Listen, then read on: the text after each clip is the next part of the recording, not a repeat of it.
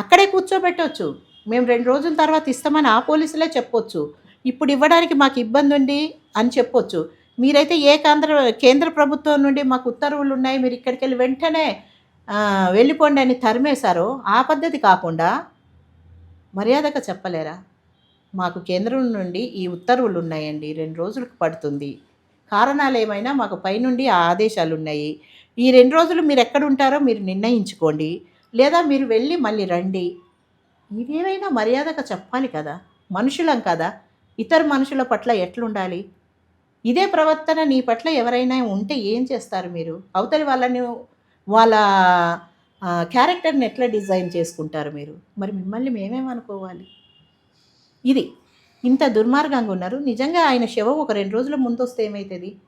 అసలు మనిషికి అంటే సీనియర్ లీడర్ అయితే 2 రోజులు, జూనియర్ అయితే గంటలో మీరు పోస్ట్‌మార్టం చేస్తారా?